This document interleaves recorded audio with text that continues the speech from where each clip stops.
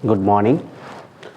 आज हम लोग क्लास 10वीं का इतिहास का तीसरा चैप्टर का ऑब्जेक्टिव क्वेश्चन लेकर आए हैं हम, और शुरू करते हैं आज का क्लास। चैप्टर का नाम है हिंद चीन में राष्ट्रवादी आंदोलन। हिंद चीन में राष्ट्रवादी आंदोलन। हिंद चीन उस क्षेत्र को कहा जाता है जिसमें लाओस, कंबोडिया और वियतनाम आता है। कौन कौन आता है? लाओस, कंबोडिया और वियतनाम। लाओस, कंबोडिया और वियतनाम आता है। वो क्षेत्र हिंद चीन का क्षेत्र कहलाता है।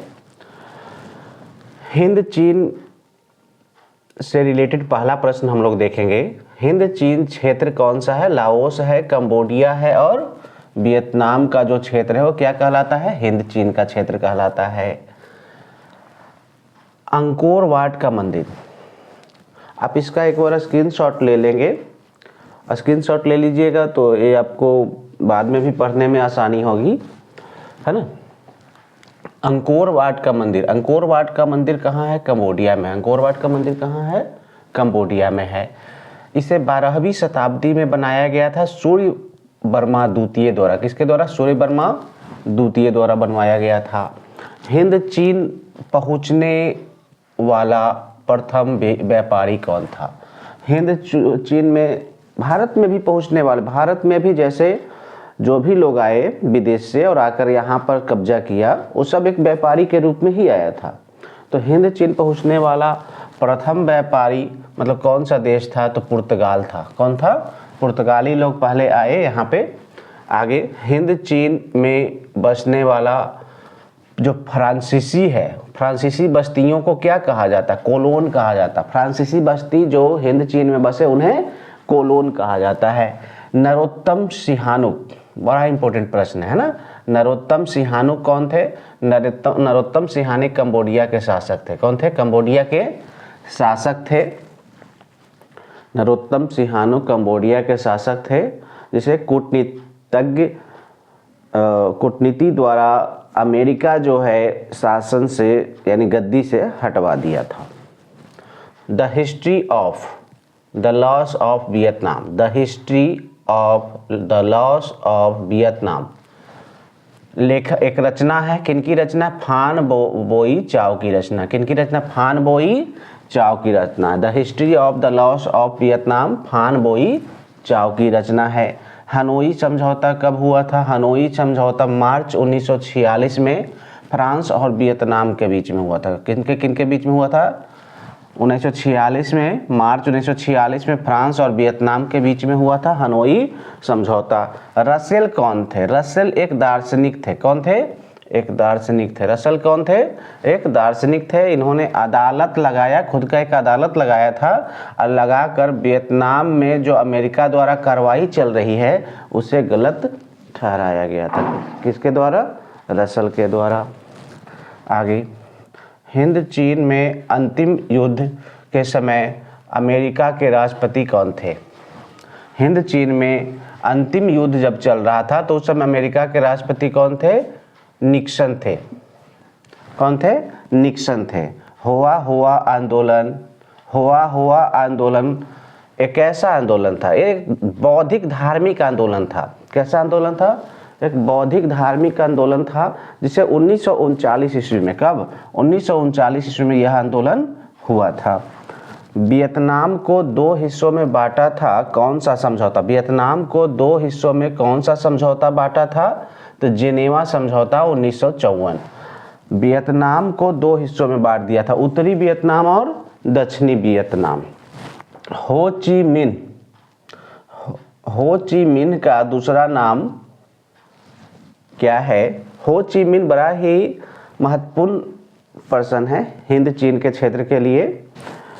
हो ची मिन्ह जो है, इनका दूसरा नाम क्या है? न्यूगन आई क्योक। न्यूगन आई क्योक। न्यूगन आई क्योक। एक प्रश्न छूट गया है। अनामी दल के संस्थापक कौन थे? अनामी दल के संस्थापक कौन थे? जॉन ग्यून आई। कौन है? जॉन ग्यून आई। ये अनामी दल के संस्थापक है। थोड़ा फास्ट इसको फिर से कर लेते हैं एक बार। हिंद चीन क्षेत्र लाओस, कंबोडिया और वियतनाम का क्षेत्र कहलाता है। अंकोर वाट मंदिर कहाँ है? कंबोडिया में है। 12वीं शताब्दी में सूर्यवर्मा द्वितीय द्वारा बनवाया गया था। हिंद चीन में बसने वाले फ्रांसीसी जो है उसकी बस्ती को क्या कहते हैं? कोलोन कहा जाता है। नरोत्तम सिहानुक एक शासक था कंबोडिया का। The history of the loss of Vietnam एक रचना है। किनकी रचना है? फान बोई चाओ की रचना है। हनोई समझौता है ना, हनोई समझौता कब हुआ था? मार्च 1946 में। किनके बीच में? फ्रांस और वियतनाम के बीच में हुआ था।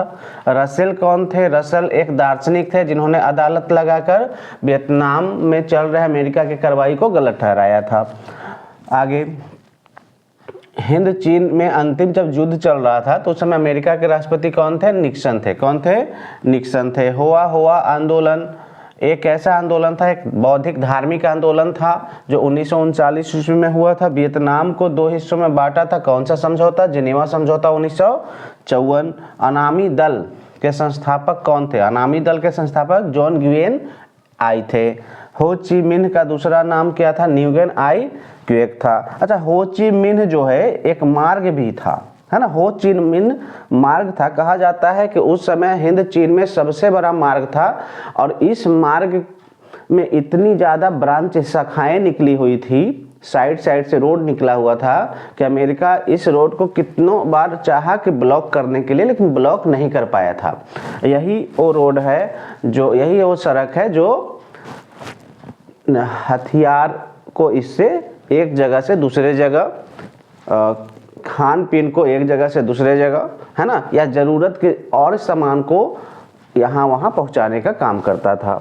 ये मार्ग जो था, हो ची मिन्ह मार्ग जो था, ये हनोई से शुरू होता था, लाओस कंबोडिया, हनोई से शुरू होता था, ये लाओस कंबोडिया, है ना, इस तरह से शाखाएं निकला हुआ था और ये दक्षिणी वियतनाम तक जाता था। कहाँ तक? उत्तरी वियतनाम से ना, उत्तरी वियतनाम से दक्षिणी वियतनाम तक जाता था। उत्तरी वियतनाम से दक्षिणी वियतनाम तक जाता था। ये तो हो गया ऑब्जेक्टिव प्रश्न, है ना। हम बोले थे कि प्रत्येक चैप्टर से एक इम्पोर्टेंट प्रश्न करेंगे जो आपके एग्जाम से संबंधित है और बहुत हद तक उम्मीद है कि वो प्रश्न आने वाली है। तो इस चैप्टर से प्रश्न है माइली गांव की घटना। माइली गांव की घटना जो है ये उत्तरी, इधर क्या है? नॉर्थ वियतनाम है, इधर साउथ वियतनाम है। इधर क्या है? साउथ वियतनाम है। नॉर्थ वियतनाम और साउथ वियतनाम, साउथ वियतनाम में ही एक गांव है माइली। कौन सी गांव है? माइली। ये माइली गांव में अमेरिकी सैनिकों ने क्या किया था कि इन्होंने यहाँ पर हमला करके यहाँ के पुरुषों को मार दिया। क्या किया? पुरुष को मारकर और महिलाओं के साथ, है ना, पुरुष को मारकर और महिलाओं के साथ कई दिनों तक दुर्व्यवहार किया। क्या किया? कई दिनों तक दुर्व्यवहार किया। पुरुष को मारकर महिलाओं के साथ कई दिनों तक दुर्व्यवहार किया और बाद में उन्हें भी मारकर अब पूरा गांव को आग लगा दिया था। बाद में उन्हें भी मारकर पूरा गांव को आग लगा दिया था। लाशों के बीच में, है ना, एक बूढ़ा व्यक्ति दबा रह गया था जो बच गया था, है ना, जिन्होंने इस घटना को सबके सामने उजागर किया। कौन? वो बूढ़ा व्यक्ति। इस घटना चूंकि माइली गांव में हुआ था इसलिए इसे माइली गांव की घटना कहते हैं। क्लियर है ना। ये था आज का हिंद चीन में राष्ट्रवादी आंदोलन से जुड़ी हुई प्रश्न। आप चैनल को सब्सक्राइब कर दें ताकि आपको लगातार जो है चैप्टर जैसे ही वीडियो हम डालेंगे आपका नोटिफिकेशन आप तक पहुंच जाएगा। चलिए मिलते हैं फिर अगला नेक्स्ट वीडियो में।